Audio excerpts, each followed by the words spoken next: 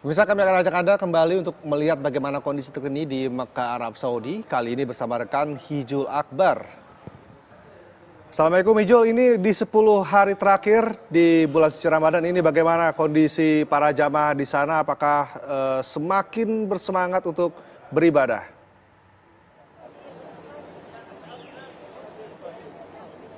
Ya, selamat pagi waktu Jakarta, Rendra. Kami sudah memasuki malam ke-14, jadi belum 10 hari terakhir, baru malam ke-14. Dan seperti biasa, waktu-waktu jam segini ini kami baru saja selesai Qiyam Ramadan atau sholat tarawih berjamaah. Dan bisa dilihat juga di belakang kami ini semakin ramai. Kami cerita sedikit tadi pengalaman untuk mencari saf untuk Qiyam Ramadan atau sholat tarawih berjamaah. Kami datang tadi sebelum asar itu untuk di pintu masuk sebelah selatan Masjidil Haram itu sudah penuh. Tadi kami sempat ke dalam dan sudah penuh dengan orang-orang umat muslim yang ingin sholat, mulai dari sholat asar kemudian buka puasa bersama di Masjidil Haram hingga tadi sholat tarawih berjamaah. Nah pemirsa, kami ingin mengajak Anda berbincang-bincang ini dengan salah seorang jamaah umroh dari Indonesia, Muhammad Farenza, yang tadi kami sempat berbincang sedikit. Ia punya pengalaman bulan suci Ramadan di sini pada tahun lalu. Kita ajak berbincang sebentar. Halo, selamat malam, Bang Farenza.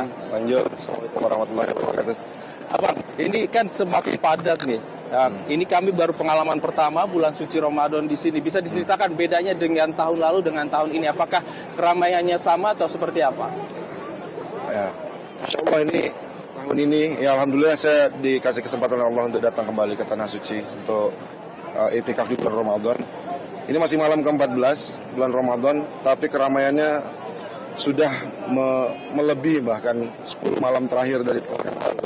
Jadi memang tahun ini luar biasa, jamaah sangat banyak, sampai di Masjidil Haram juga memenuhi di masjid yang baru, bangunan yang baru, di extension yang baru. Ya, tadi kami sempat ke bangunan yang baru karena di dalam di pintu selatan ini sudah penuh. Betul. Jadi, Pak Farenza di mana untuk sholat tarawih?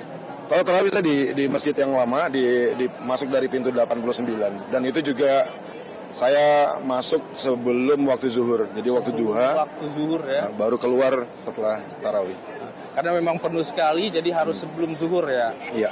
Nah, ini bagaimana cara membagi waktunya nih, Bang Ya. Farenza? Karena kan ramai sekali, sementara kita juga harus melakukan ibadah di siang hingga malam hari. Ini bagi waktunya bagaimana? Ya, menyiasati ya, dalam kali ini menyiasati tempat yang betul-betul padat. Kita ingin beribadah secara maksimal dengan nyaman. Jadi kita memang harus melihat waktu. Ya, kalau saya mencoba untuk mendisiplinkan waktu, saya masuk di waktu duha, ya. Terus saya tetap berada di dalam masjid, ya, berlatih untuk berdiam diri di dalam masjid sampai dengan waktu tarawih. Ya, selesai waktu tarawih, nanti baru saya keluar. Ya, berbuka tentunya sudah di dalam masjid. Ya, tarawih keluar, ya, untuk kembali ke hotel, ya, beristirahat, ya, sampai dengan nanti waktu sebelum subuh. Ya, subuh mulai kembali lagi ke masjid, ya, sampai dengan waktu syuruk. Ya, syuruk sudah waktu matahari terbit, kembali lagi ke hotel untuk kembali istirahat.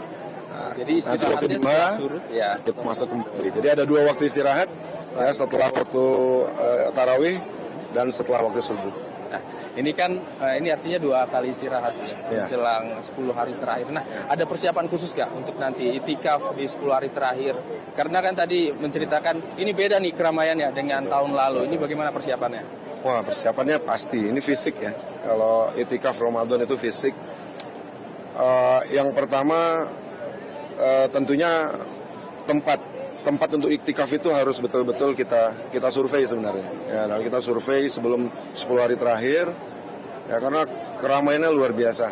Ya, dari semua umat muslim Rohingya, dari Tajikistan, dari Mesir, dari mana-mana semuanya. Ya, itu sudah mendaftar.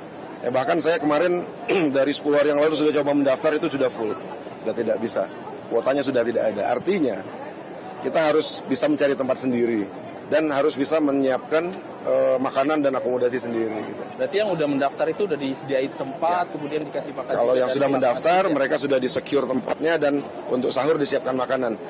Ya, tapi kalau kita tidak mendaftar, berarti kita harus bisa mencari tempat sendiri, ya, dan harus bisa menyiapkan makanan sendiri. Nah, ini cukup challenging lah, sehingga minimal kita harus bisa berdua, karena pada saat kita nanti di dalam berdua, kita perlu berbersih ke kamar mandi, harus ada yang bisa menjaga tempatnya, dan nanti bergantian. Yang bergantian seperti itu ya. Kemudian nih, untuk menjaga kesehatan bagaimana? Untuk mendekati 10 hari terakhir tentunya harus persiapan kesehatan. Sebenarnya tadi istirahat cuma 2 kali ya dalam sehari, itu bagaimana? Ya, tentunya di 10 hari pertama kita di sini perbanyak umroh. Umroh sudah kita tuntaskan. Nah, 10 hari kedua ini kita berusaha untuk cooling down, ya, asupan yang bagus, ya, vitamin tentunya, ya, istirahat tentunya di 2 jam yang tadi itu cukup dimaksimalkan, ya, karena pun kita tidak beraktivitas di luar, ya, di lain itu kita beraktivitas di dalam masjid. Dan itikaf nanti tentunya banyak berdiam diri di dalam masjid, tapi yang menjadi tantangan adalah saat ini cuacanya cukup dingin, Mas. Ya, cuaca di sini cukup dingin sehingga memang ya, makanan harus bisa dijaga dengan baik.